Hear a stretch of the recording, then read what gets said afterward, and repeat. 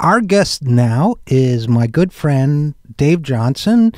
Dave is a senior fellow with the Campaign for America's Future. He was one of the early members of the blogging community. He knows a lot about international trade issues and economics and a number of issues, and he joins us now to talk about the latest developments in the latest trade deal, the Trans-Pacific Partnership, and especially the question he addressed the other day: did the Obama administration downplay slavery in Malaysia in order to grease the skids for the trade deal? So, Dave, thanks for joining us. Hi, Richard. Thanks for having me on. Absolutely. Now, you said that, you said some strong things here, and I wanted to talk to you about it. You said that you get that, in fact, that you understand that cheap labor is the point of these trade deals, but even so, you write, tolerating slavery, flat-out slavery, really, unfortunately, it looks like that's what's happening with the Fast-Track Trade Promotion Authority, the Trans-Pacific Partnership, and the Obama administration. So tell us about that. What's going on? All right. Well, the fast track that we went through this big fight over getting this thing called fast track a while back, and it got pushed through, but we did get one good thing in it. But let me give a little bit of background on Sure. this. There is a law called the Trafficking Victims Protection Act, and and under that law, the State Department puts out a report every single year called the Trafficking in Persons Report, and they look at countries around the world and analyze how they're doing on this issue of trafficking in persons.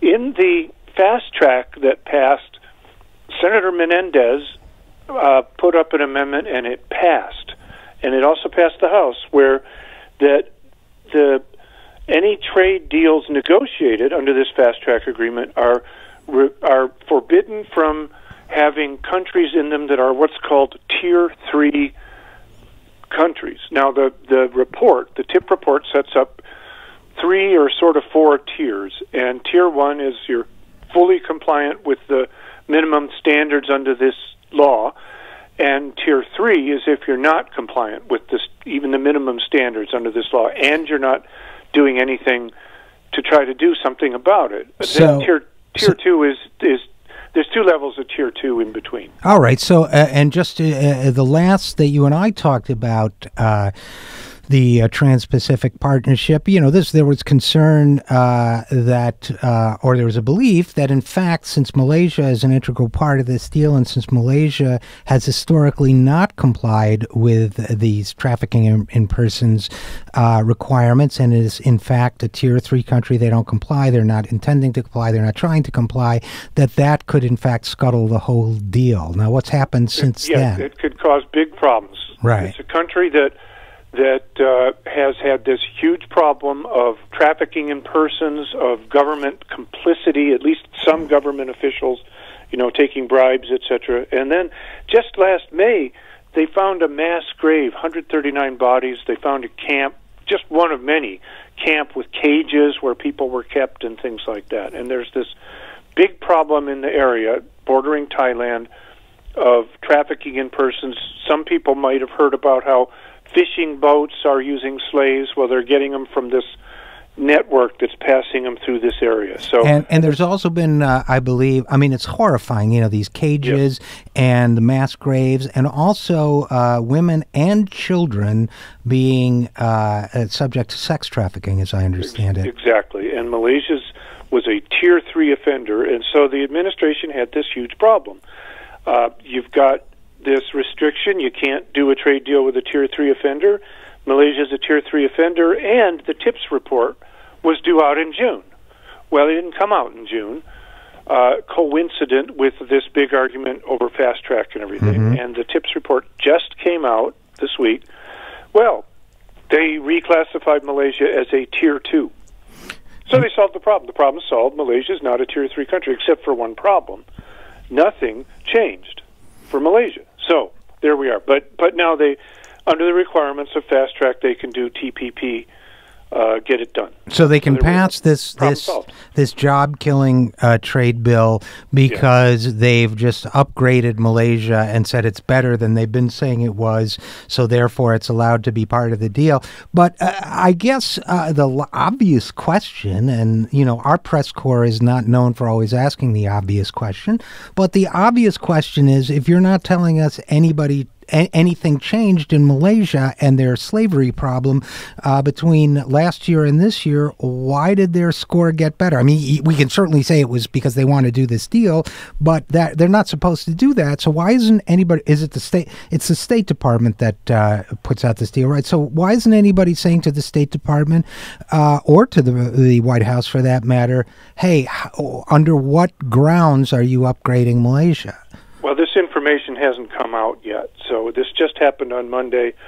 The faith groups and human rights groups are, needless to say, outraged because this was a very credible report, very useful, and was a good report for applying pressure on these countries until now. Now the report's suspect. Is it? They aren't saying well, some are outright saying, some are saying it's strongly suspected that the report now has been manipulated so that they can get the Trans-Pacific Partnership done. So there is no word out of the State Department of the individuals involved. We don't know. We don't know why this happened. The report itself doesn't really list any changes, really. So there we are. We've got this problem, and the problem is solved. So that's one of the things going on with the Trans-Pacific Partnership. Well, I do want to get to a couple of the other new developments with the Trans-Pacific Partnership, but I want to stay on this issue for a minute, Dave Johnson of the Campaign for America's Future, because for a couple reasons. One, to me, this is mind-boggling. I mean, we can talk all we want about, argue all we want about, look, these deals don't create jobs, they kill jobs. We have evidence from the Korean deal and the NAFTA deal and so on. And we can have those arguments until we're blue in the face. But the fact is, this is condoning and whitewashing slavery and sex trafficking and horrific, abuses in order to do a trade deal. I'm appalled. I'm appalled that anybody who calls themselves a progressive could, or even a Democrat, could continue to support this deal under these conditions. And I'm astonished that it's not a bigger story than it is. I'm just curious to know your thoughts on all of that. Well, like so much else about the Trans-Pacific Partnership, it's a matter of getting information to people. Mm-hmm. And this information, you would have thought that it would be out. It was all over the progressive sites. Dave Dayens did some great reporting on it. Lots of progressive sites and others, but that's it. That's the extent of what's been out there. Like other coverage of the Trans-Pacific Partnership, it just seems to be muted, and the public is not getting information or hearing about it. So it's a quandary. It's a quandary. If you care about slavery, you want to know about this. Right. This is a like you say, it's astonishing that they would make this choice, that the Trans-Pacific Partnership is more important than fighting slavery. But it appears, or it is suspect that this is what happened. Right. And I got to tell you, Dave, that on a personal level, I deal with a lot of outrageous issues, as we all do, but not in my personal life. I mean, in the work we do. But this is the kind of thing that makes me want to chain myself to an office, to somebody's office somewhere, or do something. It's just a moral outrage. And I guess the other thought that I have about it that I wanted your reaction to is, we've been told ad nauseum and lectured ad nauseum against the evidence that these trade deals are liberalizing, they're democratizing, that they reinforce worker rights. We've been told, and now we've been told, well, maybe NAFTA didn't do that, but this one really will do that. It will elevate human rights in other countries, elevate worker rights in other countries.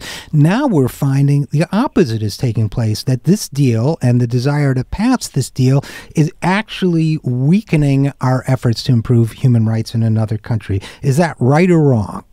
It's there. You can argue all of these sides. There will be language in this agreement that says countries are supposed to conform to International Labor Organization standards. At least we think. Of course, the thing's secret, so we don't know. But that's what we suspect will be in it, and that leads President Obama to say this is the most progressive trade deal ever, which I have to say that's a pretty low bar to cross. But not only that, but we've got wording in NAFTA. We've got wording in the deal that covers Colombia, saying that countries have to respect labor rights, and they're still murdering. They're still murdering labor activists. So that doesn't impress me a lot. That there's good language in there. Well, there's a difference between language and means of enforcement as well. And here's the next part of the TPP and other what they would call NAFTA style. And I hate to even use the word trade, but trade agreements, because they really don't have much to do with trade. But there's, in these agreements, there's this provision to protect investors, and they're called investor-state dispute settlements for when investors in a country might have a dispute. Now, the background is okay, that you've got a banana republic. You want to go in and build a railroad or a refinery or something. Before you put the money down, you want to be pretty sure that the dictator isn't going to just seize the railroad or refinery after you build it, and then if you complain, they take it to a court run by the dictator's brother. So in advance, the country signs an agreement that says we're going to go through a process we agree that if there's a dispute, we'll go through a process to adjudicate the dispute, and they came up with these investor-state dispute settlements. But then they apply them to countries with modern, democratic legal systems like ours. But they are the same rules, so that if a corporation doesn't like something that country does, they can take the same measures and sue the government that they say did something that hurt their investment. And now we're into the next problem of these things, because the way they're set up now, of course, these so-called trade deals are written largely by and for corporations. The court is a rigged court. It's a corporate court, and the corporations get to bring the complaint. The complaint's heard by this court. It all happens outside of a country's legal system, and then the court rules, and the country has to do what this corporate court says. And two other things about that process, and you correct me if I'm wrong, but two other things that I'm aware of. One is that the proceedings are in secret, and they're not subject to public disclosure. Two, as you say, it's three things. Two, it's private sector folks imposing their will on publicly elected governments. And three, the people who adjudicate these things are corporate attorneys, so it's not really impartial judges. Am I right about not just corporate attorneys, but corporate attorneys that later on are going to want to get the same corporations they're ruling against as their clients, so they're not going to rule against them.